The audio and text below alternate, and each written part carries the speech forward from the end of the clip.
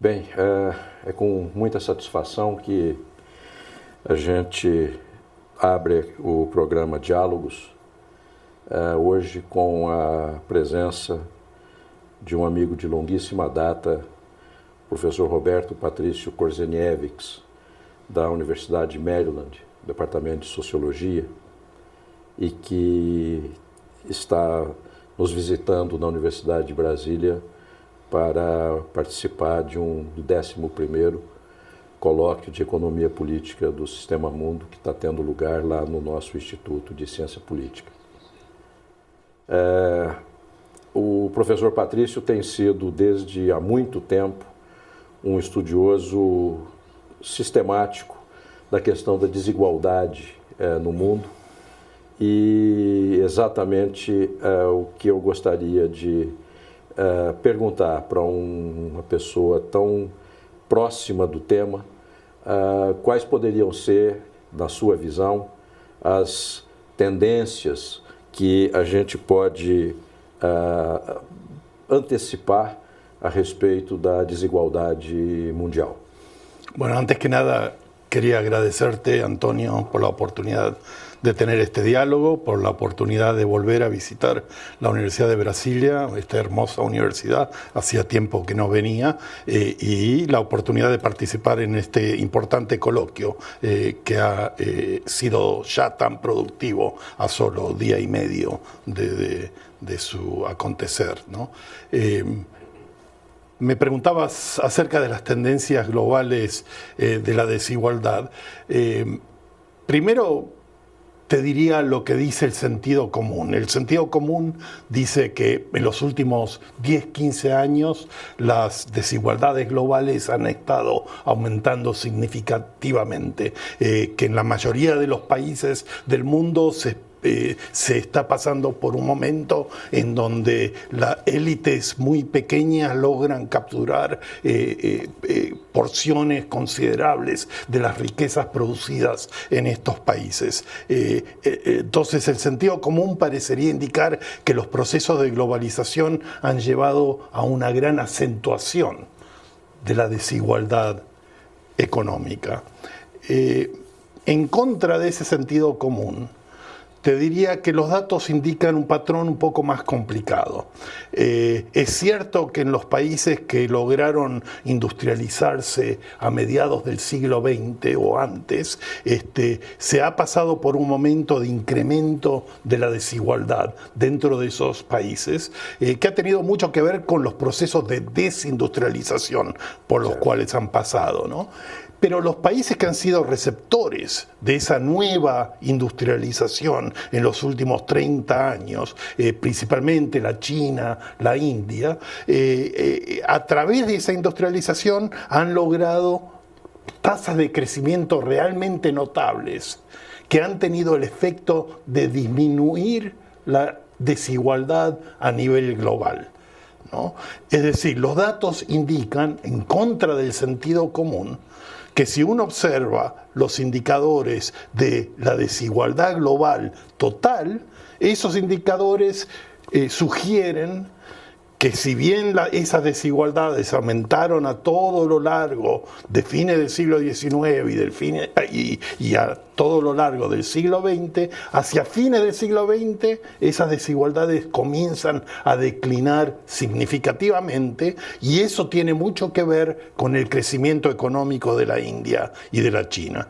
El sentido común puede estar correcto en lo que hace a las tendencias de la desigualdad en los países más antiguamente industrializados, pero no nos ayuda mucho para entender lo que está pasando a nivel más global.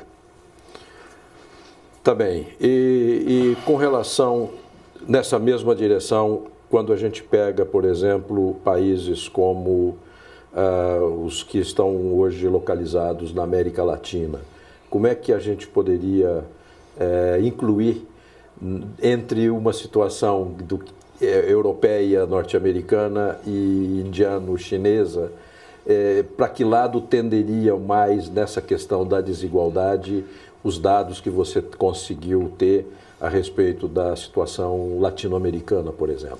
Definitivamente del lado de la experiencia de los países industrializados, ¿no? En algún momento alguien utilizó la metáfora de que en ciertos países se corría mucho para permanecer siempre en el mismo lugar. Y esa es la sensación que uno tiene cuando observa los procesos en América Latina.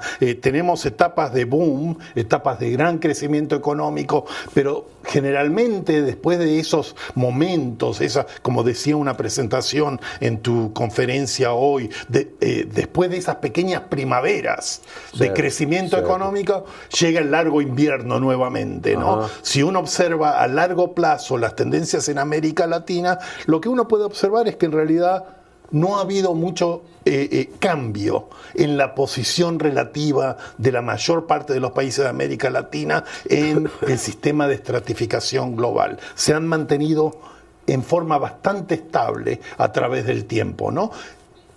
Eso en contraste con, por ejemplo, la experiencia china o aún la experiencia de la India, en donde si bien salían de una base mucho más baja, las tasas de crecimiento han sido realmente extraordinarias, ¿no?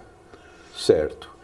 Você que mora desde muitos anos nos Estados Unidos e certamente com envolvimento, inclusive pessoal, na dinâmica política do país, poderia pensar em fazer algum tipo de conexão entre essas tendências que estão acontecendo no mundo, que são muito significativas, com os movimentos políticos domésticos dos Estados Unidos, como, por exemplo, a eleição do seu Donald Trump?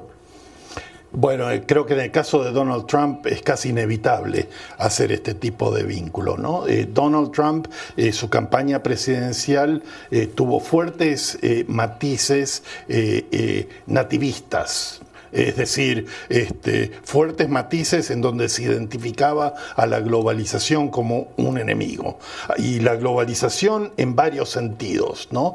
Por ejemplo, durante su campaña, Trump reiteradamente acusó a China y a otros países que han estado pasando por estas etapas de fuerte crecimiento económico de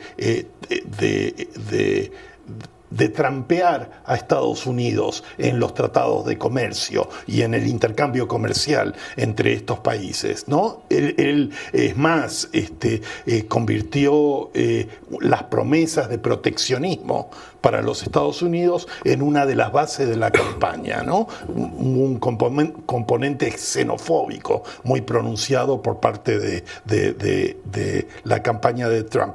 Y eso se manifestó también, no solamente en términos del intercambio comercial con esos países, pero se manifestó también en la forma en que él caricaturizó a la inmigración indocumentada. Creo que tanto tú como la audiencia saben que a través de la campaña Trump identificó a los migrantes indocumentados como otro de los grandes enemigos de su potencial presidencia y prometió reiteradamente que iba a construir un gran muro para impedir la entrada de estos trabajadores indocumentados, ¿no? Y han habido varios hechos en donde realmente no ha sorprendido las actitudes xenófobas del nuevo presidente, ¿no? En vista a cómo condujo su campaña, ¿no? Entonces, en ese sentido, creo que sí se podría decir que hay pocas dudas que Trump representa una reacción a esos procesos de globalización que han tenido lugar, es decir, una respuesta a la molestia que causa el incremento de la desigualdad y la desindustrialización en Estados Unidos, que pasa a través de la crítica a la globalización y un fuerte abrazo del proteccionismo y del aislacionismo, ¿no? Como estrategia de desarrollo. E o que parece mais interessante nisso tudo é que os imigrantes ilegais ou os imigrantes sem documento, eles, na realidade, muito pouco competem com parte importante dos empregos que existem nos Estados Unidos, exatamente porque são atividades e tarefas que aos americanos não os atrai de modo algum. São as tarefas as mais básicas, as mais simples, as mais modestas y as que se gana menos. Es así, y aparte, por un lado eso, por un lado han habido, ya hay mucha información anecdótica, especialmente en zonas turísticas, en donde la industria de restaurantes, por ejemplo, se ha visto fuertemente afectada porque ya no cuenta con esta mano de obra que es tan importante para esa industria, no logran encontrar reemplazantes, ¿no? También es paradójico que el propio Trump, en todas sus empresas y en los hoteles que maneja, ha hecho un uso considerable de la mano de obra de inmigrantes, claro, y extranjeros. Pero por otra parte también lo paradójico es que aún la migración de México a Estados Unidos había decaído mucho a partir de la recesión del 2008. A partir de la recesión del 2008 hay un retorno de muchos migrantes mexicanos a su país. Y en realidad las tasas de migración ya no eran tan altas como las que Trump quiso enfatizar a través de su campaña, ¿no? Continuando nesse tema, que é tema que eu tenho certeza que é pouco, não que seja pouco divulgado no Brasil, mas é tema que é pouco divulgado a partir de alguém que vive nesse contexto e não no contexto de segundas e terceiras mãos, que a grande parte da nossa imprensa utiliza. Uhum. Mas num contexto como esse, como é que poderia, também dentro de alguém que vive o cotidiano da política e da economia nos Estados Unidos, como é que você poderia nos passar o que tem sido até agora esse governo Trump lá? Sí, bueno, yo creo que se puede hablar en inglés el término es performance, ¿no? Performance tiene dos significados. Un significado es qué tal le ha ido, ¿no? Cómo le ha ido a través de algunas medidas cuantitativas. Y ahí lo que observamos es que hasta hace poco sorprendía el hecho de que si bien las encuestas de opinión indicaban que hay aproximadamente un 60% de la población o un poquito más que estaba en contra de Trump, él había alcanzado un piso de alrededor de 30-35% de apoyo, y ese piso parecía inamovible más allá de los reiterados fracasos que ha tenido en el área legislativa, por ejemplo, que han cobrado mucha notoriedad. Es interesante que en la última semana eso se ha empezado a quebrar, y lo que las encuestas ahora están mostrando es que cuando se hacen preguntas un poco más detalladas acerca del grado de apoyo que tiene Trump, aún entre su base electoral,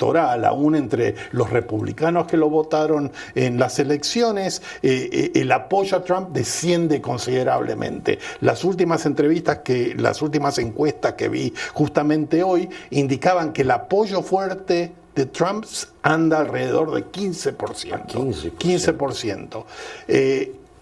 Eso es performance en términos de cómo le ha ido. Lo que sugieren los datos es que no le ha ido muy bien, y yo creo que eso está causando preocupación en el gobierno. Pero performance también tiene el sentido de actuación teatral, ¿no? Y creo que... Como un actor no palco. Exactamente, y es importante en ese sentido enfatizar que Trump no es un político, ¿no? Trump ha sido una figura muy teatral en muchos sentidos, aún en sentidos prácticos en sus roles en la televisión, etcétera, y tiende a utilizar las mismas estrategias y los mismos instrumentos de actuación en su rol como presidente de la nación, ¿no? Y eso creo que no solo en ese sentido creo que no solo no le ha ido bien, sino que también ha generado un clima hasta de miedo, diría, ¿no? Porque creo que hay sectores considerables de la población que no confían en su capacidad de realmente manejar temas de seguridad nacional, por ejemplo, ¿no? El uso o la amenaza de uso de armas nucleares, por ejemplo, ¿no? En los recientes conflitos con Coreia del Norte. Bem, nesse caso, e o exemplo da Coreia do Norte chega bem forte para, inclusive, ajudar pelo menos setores do eleitorado dele a perceber o perigo de quem eles elegeram e que pode ter tido algum efeito, né, na diminuição do apoio à sua presidência. Nesse contexto, como é que fica o muro? ¿Cómo es que? O muro. El muro. Sí, un muro. Creo ¿Cuál es el futuro del muro?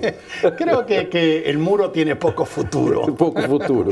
El muro tiene poco futuro, especialmente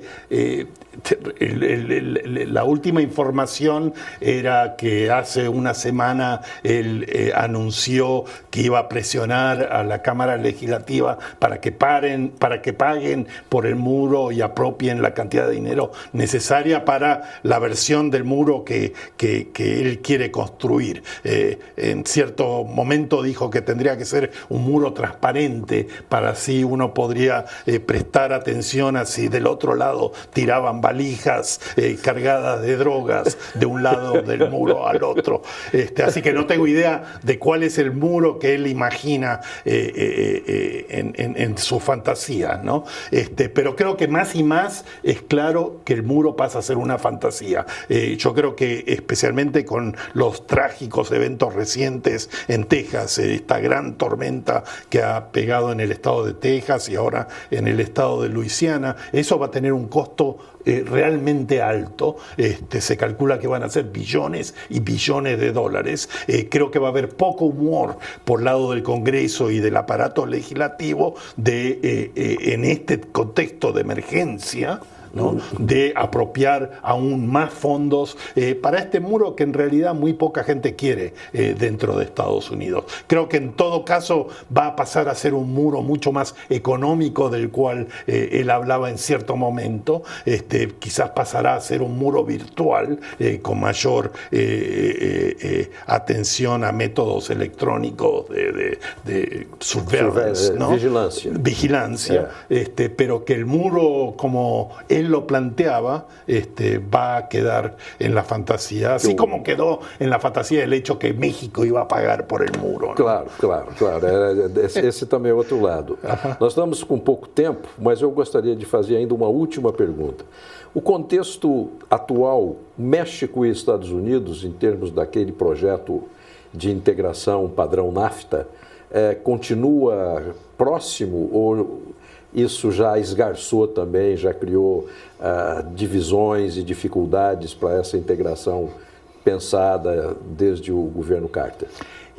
Yo creo que eso es difícil de pronosticar. Es difícil de pronosticar porque lo que sí ha sorprendido es que aún con el triunfo electoral que tuvo, Trump ha tenido mucha menor capacidad de cambiar la agenda legislativa de la que uno esperaba. Ni siquiera en lo que era un supuesto dado, es decir, el cambio de las leyes médicas de Obama, que era lo que él buscaba cambiar, ni siquiera en eso han logrado triunfar. Así que yo diría que queda en veremos si es que él logra avanzar aún esos elementos proteccionistas que atacaban el Tratado de Libre Comercio. Es algo que iremos viendo en los próximos meses. Nos próximos meses. Sí. Tá bom.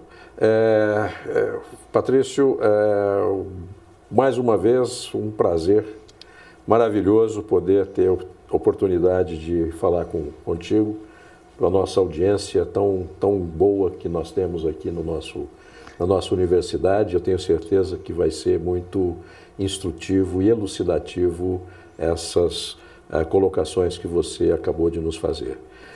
O programa Diálogo agradece a sua presença e espera que nas próximas vezes você esteja aqui também para nos dar mais informações sobre o que vem fazendo y o que vem pensando. Al contrario, te agradezco mucho a ti, Antonio, la oportunidad de este diálogo y un gran saludo a la audiencia de este canal de la Universidad de Brasilia. Esse foi mais um programa Diálogos da nossa UNB TV.